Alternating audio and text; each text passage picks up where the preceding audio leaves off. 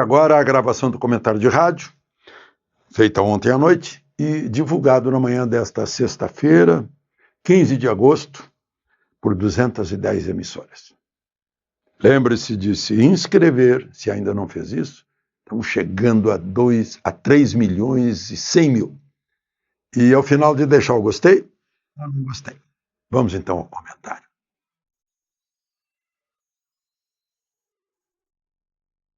Bom dia! Hoje pode ser um dia de uma notícia de paz.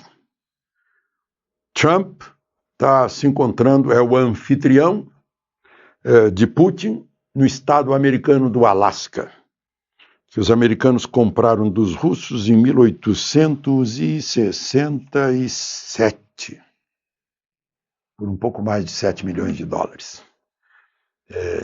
Bem mais caro que aquele apartamento lá em Key Biscayne, na Flórida, que teria sido comprado à vista por um ministro do Supremo. Bom, a grande expectativa é conseguir de Putin uma paz na Ucrânia. Ele já conversou com Zelensky, havia conversado várias vezes com Putin, e conseguiu paz depois de 30 anos de guerra entre Azerbaijão e Armênia. Tem lá uma via Trump da paz e da prosperidade, em homenagem a ele por ter conseguido. Falou em paz entre Paquistão e Índia, Camboja e Tailândia. O pessoal lá do Azerbaijão e da Armênia, ex-repúblicas soviéticas, vai encaminhar um pedido, uma sugestão para o Comitê do Prêmio Nobel da Paz. Claro que a despeito das brigas de Lula com Trump. Mas é briga de jabuticaba, não vou me ajoelhar, vou dar um truco, isso é coisa meio... Eu acho que o mundo está achando tudo muito estranho, assim, a linguagem diplomática do chefe de governo e de Estado do Brasil. Mas, enfim, aguardemos o resultado lá no Alasca, é muito importante, porque a guerra na Ucrânia, que foi resultado de uma invasão russa, por causa de províncias onde há etnias russas, fala russo, até dinheiro russo, mas está dentro da Ucrânia, já teve os problemas com a Crimeia, ali é uma região complicada. Em Yalta, ali pertinho, foi a grande conferência que ajudou lá no término da guerra. Stalin, Roosevelt, Churchill. Bom, mas voltando a essa questão Trump e Brasil. Trump está se queixando, uma da perseguição a Bolsonaro, né?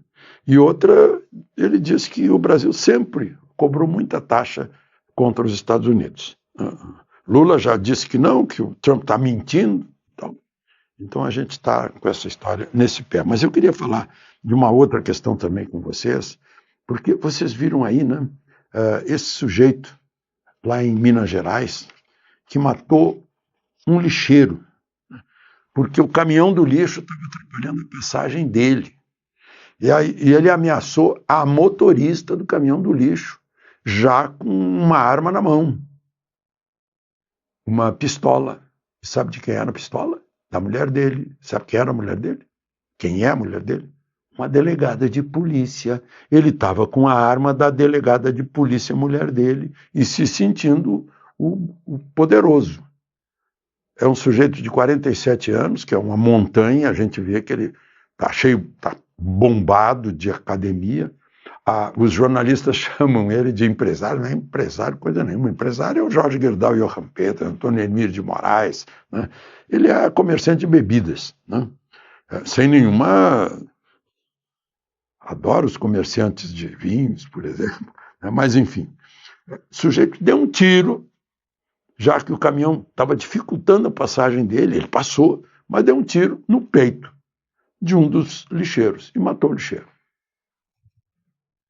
E ontem foi a audiência, mais uma audiência com ele, foi confirmada a prisão preventiva dele, porque ele tem um passado de agressão, registro policial de São Paulo. Ele já é uma pessoa violenta. Eu fico pensando, né? Como é que um sujeito desse certamente ele não tinha porte de arma. A corregedoria está investigando, inclusive, a atitude da mulher dele, que já alegou que não sabia de nada. Certamente alegou que ele pegou a arma sem ela saber, essas histórias aí. É uma coisa horrível quando a gente vê um caso desse. E, bom, o avião russo, que estava pousado 3 dias no aeroporto de Brasília e ninguém ficou sabendo o que tem dentro desse avião, ele veio da Rússia, passou pelo Azerbaijão, fez uma escala lá um Ilyushin, motores, 4 turbinas, Ilyushin 76, é um gigante.